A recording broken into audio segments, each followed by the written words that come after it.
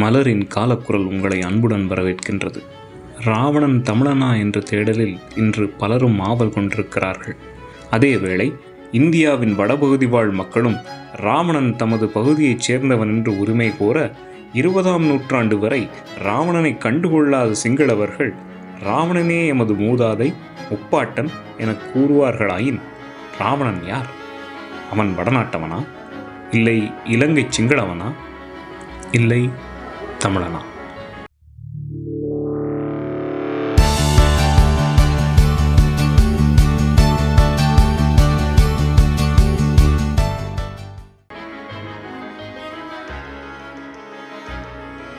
தமிழர்களுக்கும் வடநாட்டவருக்கும் இடையே புகுந்து இன்று புதிதாக ராவணனை சொந்தம் கொண்டாடும் சிங்களவர்களின் குரல் ஒரு கொசுவின் ரீங்காரத்தைப் போல் எரிச்சலையே ஏற்படுத்துகிறது.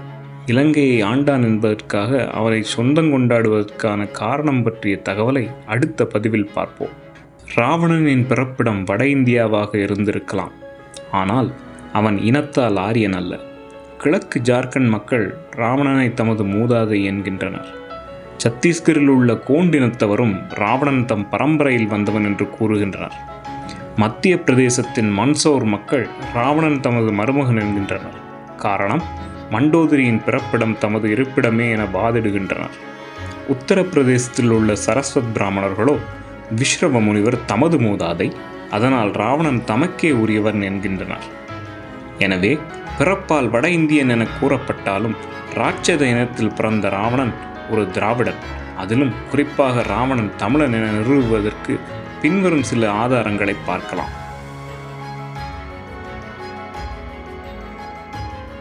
ராமாயணம் ஒரு இதிகாசம் என்பதால் ராவணன் என்பவன் நிஜமானவனா, அன்றில் கற்பனை கதாபாத்திரமா என சிலர் சந்தேகம் கொள்கின்றனர். ஆனால் அவன் கற்பனை பாத்திரம் அல்ல என்பதனை இந்தியாவிலும் இலங்கையிலும் கிடைக்கின்ற ஆதாரங்கள் நிரூபித்து கொண்டே இருக்கின்றன. ராவணனின் தந்தை விஸ்ரவ முனிவர் பிராமண சமூகத்தைச் சேர்ந்தவர் என்று எம்.எஸ். பூர்ணலிங்கம் பிள்ளை அவர்கள் கூறுகின்றார். ராவணனின் தாயாரான கைகேசி ராட்சத இனத்தைச் சேர்ந்தவர் என்றும் ராட்சதர்கள் திராவிடரே எனவும் இவர்களது பேசும் மொழி தமிழாக இருந்தது என்று சான்றுடன் வரலாற்று ஆய்வாளரான பூர்ணலிங்கம் பிள்ளையை தருவதே இங்கு முதல் ஆதாரமாக வைக்கப்படுகிறது. இவரது தமிழ் இந்தியா எனும் நூலில் என்ன கூறுகிறார் என்றால், தென்னிந்தியா ஒரு காலத்தில் ஆப்பிரிக்காவிலிருந்து இந்தியா வரை இந்திய துணைக்கண்டத்தின் கிழக்கு பகுதியாக மட்டுமே இருந்தது. இதில் தமிழர் பகுதியானது ஒன்றன் பின் ஒன்றாக வந்த ஊழிப்பெரு வெள்ளத்தால் அழிக்கப்பட்ட போது அங்கிருந்த பழந்தமிழர்கள் வடக்கு நோக்கி புலம்பெயர்ந்தனர். ஆனால் தீபகற்ப இந்தியா வட இந்தியாவுடன் முழுமையாக இணைக்கப்படாததால் ஆரம்பகால புலம்பெயர் தமிழர் சிந்து, கங்கை, ஐராவதி ஆகிய ஆறுகளை கடந்து வடக்கே நீண்ட தூரம் செல்லவில்லை. மாறாக மேற்கு மற்றும் கிழக்கு பகுதிகளுக்கு பரவிச் சென்றனர். ஆர்டிக் முனையை நோக்கி சென்றவர்களால் அங்கிருந்த குளிரை தாங்கிக் கொள்ள இயலவில்லை. எனவே எப்போதும் தம்மை கதகதப்பாக வைத்துக்கொள்ள தீயை நாடினர். இதனால் நெருப்பானது அவர்களது வணக்கத்திற்குரியதாகியது. எனினும் அங்கே வாழ இயலாத சூழ்நிலையில் தாய்நாட்டிற்கே திரும்ப நினைத்தனர். புதிய முகம், புதிய பெயர்களை தாங்கி திரும்பிய இவர்கள் தம்மை ஆரியர் என அழைத்து கொண்டனர். கிழக்கே சென்றவர்கள் திரும்பி வந்து தம்மை மங்கோலியர் என கூறிக்கொண்டனர்.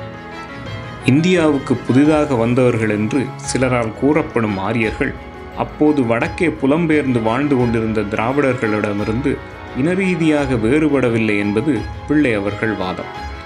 ஆரியர்கள் இந்தியாவின் வடபகுதிக்கு திரும்பி வந்தபோது வடபகுதியில் இருந்தவர்கள் திராவிடர்கள் இல்லை என்றும் திராவிடர்கள் தென்னிந்தியாவிலேயே வாழ்கிறார்கள் என்றும் கூறினார்கள். அப்படியென்றால் வட இந்தியாவுக்கு புலம்பெயர்ந்து சென்ற திராவிடர்கள் எங்கே சென்றார்கள் என்ற கேள்விக்கு பதில் இல்லை. புதிதாக வந்தவர்கள் இந்தியாவில் இருந்தவர்களை எதிரிகளாகவே கருதினர். இந்த மேற்கத்தியர் தாம் வாழ வந்த இந்திய பகுதிக்கு ஆரியவர்தா என பெயரிட்டனர். கிழக்கு வங்காளத்தை ஆக்கிரமித்த மங்கோலியர்கள் என்று கூறிக்கொண்டவர்கள் அப்பகுதியை காளிகோட்டா என்று அழைத்து கொண்டனர். இவ்வாறு புதிதாக குடியேறியவர்கள் தம்மை வடமான் என பிரகடனப்படுத்திய போது ஏனையோர் திராவிடராயினர். இவர்கள் பஞ்ச திராவிடர் என அழைக்கப்பட்டனர். தமிழர், கர்நாடகத்தினர், ஆந்திரர், மகாராஷ்டிரர், குஜராக்கள் என்பது இந்த 5 பிரிவுகளாகும். இதில் மகாராஷ்டிரர்களும் குஜராக்களும் ஆரியமயமாக்கப்பட்ட தமிழராகினர். இவர்கள் மேற்கிந்தியாவில் குடியேறினர். ஆரியர்கள் திராவிடர்கள் பற்றி பலருக்கும் பல கருத்துக்கள் இருக்கலாம். எனினும் பூர்ணலிங்கம் பிள்ளை அவர்கள் தான் பெற்ற தரவுகள் மூலம் ஆரியர் திராவிடர் பற்றிய விளக்கத்தை இவ்வாறு தந்துள்ளார் என்பதனை இங்கே பதிவு செய்ய விரும்புகிறோம். வடமேற்கு வழியாக ஆரிய படையெடுப்பு நடந்தபோது வட இந்தியாவில் திராவிட அரசுகள் இருந்தன. சாம்பன், பிப்ரு, சுஷ்ணா போன்றோர் வட இந்திய தலைவர்களாக இருந்திருக்கலாம். கிழக்கு பகுதியில் தென்னிந்தியாவிலிருந்து புலம்பெயர்ந்து வாழ்ந்த தமிழர்கள் அப்பகுதி மங்கோலியர்களால் வெளியேற்ற முடியாத பூர்வகுடிகளாக இருந்தனர். இதில் ராட்சத குலமும் அடங்கும். தமிழர்களின் ராஜ்யங்கள் வடபகுதியில் வீழ்ச்சியடைந்து அங்கும் இங்கும் ஆரிய மன்னர்கள் பதவியேற்ற பின் பிராமணர் செல்வாக்கு பெற்றனர். சமஸ்கிருதம் முன்னிறுத்தப்பட்டது. திராவிடர்கள் என்று அழைக்கப்பட்டவர்கள் உயர்ந்த நாகரிகத்தையும் சிவ வழிபாட்டையும் கொண்டிருந்தனர். இதனாலேயே ராவணனும் சிவபக்தனாக இருந்தான். எனினும் ஆரியமயமாக்கப்பட்ட இத்தமிழரின் வழிபாட்டு முறைகளை தமிழர் வெறுத்தனர். பிரம்மாவின் வழித்தோன்றல்களாக வந்த மரீச்சியின் வழிவந்த விஸ்ரவரின் மகனே ராவணன் என்று பிள்ளை அவர்கள் கூறுகிறார்கள். அதேவேளை தமது Ravana the great king of Lanka என்னும் நூலில் பின்வருமாறு கூறுகிறார்.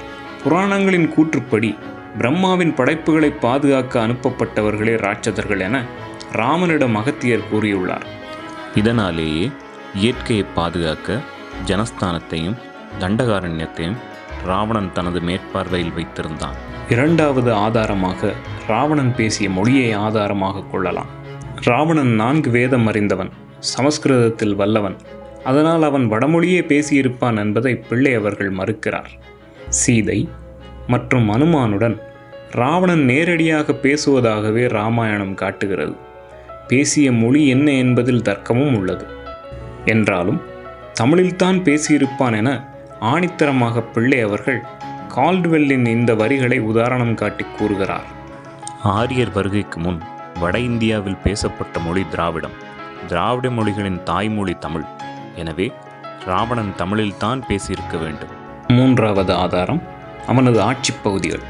இந்தியாவின் தென்பகுதியை ஒரு மாகாணமாக்கி இலங்கை உட்பட 10க்கும் மேற்பட்ட தீவுகளை ராவணன் ஆண்டதனால் தென்னவன் என பெயர் பெற்றவன். ராவணனின் ஒரு மகனான திரிசரஸ் என்பவன் திருச்சிராப்பள்ளியை, அதாவது தமிழ்நாட்டின் காவேரி கரையோரமாக இருந்த திருச்சியை ஆண்டான் என்று கூறுவதோடு திரி கூட்டல் சிரஸ் கூட்டல் பள்ளி என்பதே திருச்சிராப்பள்ளி ஆனது என விளக்கமும் தருகிறார். நான்காவது ஆதாரம் போர்முறை. பண்டைய தமிழர்கள் போர் முறையில் பெண்களை கவர்ந்து வருவது என்பது போர் மரபு. அந்த வகையிலேயே ராவணனும் ராமலட்சுமணர்கள் தனது தங்கையை அங்கஹீனப்படுத்தியதற்காகவே பழிவாங்கும் பொருட்டு சீதையை கடத்தி வந்தான் என பிள்ளை அவர்கள் கூறுகின்றார். ஐந்தாவது ஆதாரம் தமிழர் இசை. தமிழர்களின் வாத்திய கருவிகளுள் யாழ், வீணை என்பன நரம்பு வாத்தியங்கள். இதில் ராவணன் வீணை வாசிப்பதில் நிபுணன். ஒரு முறை தனது தாயாரின் ஆசைப்படி கைலாயமலையை லங்காவுக்கு கொண்டு செல்ல அதனை பெயர்க்க முனைந்த பொழுது சிவன் கோபம் கொண்டு அம்மலையை தன் காட்பெருவிரலால் அழுத்த மலை நடியில் சிக்கிக்கொண்ட ராவணன் தன் உடற்பாகங்களாலேயே வீணையை உருவாக்கி சாமகானம் பாட சிவன் மகிழ்ந்தான் என ஒரு கதை கூறப்படுகிறது. வீணை கொடியோனான ராவணன் தன்னை அன்றி வேறு எவரும் வீணையை தொடக்கூடாது என கட்டளையிட்டிருந்தான். எனினும் ராவணனின் மரணத்தின் பின் சித்திராங்கன் என்பவன் திரிகோணமலையிலிருந்து அதனை கவர்ந்து வந்து யாழ்ப்பாணத்தில் உள்ள கீரிமலையில் அந்த வீணையை பிரபலப்படுத்தினான் என்றும் அதனால் அந்த இடம் வீணாராக்கியம் என அழைக்கப்பட்டதாக யாழ்ப்பாண வைபவ மலை கூறுகிறது. இந்த அளவுக்கு தமிழ் வாத்திய கருவிகள் மீது காதல் கொண்டிருந்தான் ராவணன். ஆறாவது ஆதாரம் திருநீறு. ராவணனையும் சைவ சமயத்தின் சின்னமான திருநீரையும் பிரிக்க முடியாது என்பதற்கு சிறந்த எடுத்துக்காட்டு 7ஆம் நூற்றாண்டில் வாழ்ந்த திருஞான சம்பந்தரது திருநீற்று பதிகமாகும். அதில் ராவணன் மேலது நீரு என்றொரு வரி பாடியிருக்கிறார். 7வது ஆதாரம் வடகிழக்கு முனையம். ராவணனது மாளிகை வடகிழக்கு முனையத்திலேயே இருந்தது. ஏனைய பகுதிகளை இவனது பிரதிநிதிகள் ஆட்சி செய்த போதும் இவனது நேரடி ஆட்சி வடகிழக்கு பகுதியிலேயே இருந்தது என்பது என்ன விசேஷம் என்றால், இவை 2 பகுதிகளும் தமிழர்கள் வாழும் பகுதிகள் என கூறி மௌன புன்னகை புரிகிறார்கள் ராவணன் தமிழன் என்று கூறுவோர். எனவே மேற்கூறிய 7 ஆதாரங்களின்படி ராவணன் தமிழனே என்று கூறுவதற்கு சாத்தியக்கூறுகள் அதிகமாக இருக்கின்றன.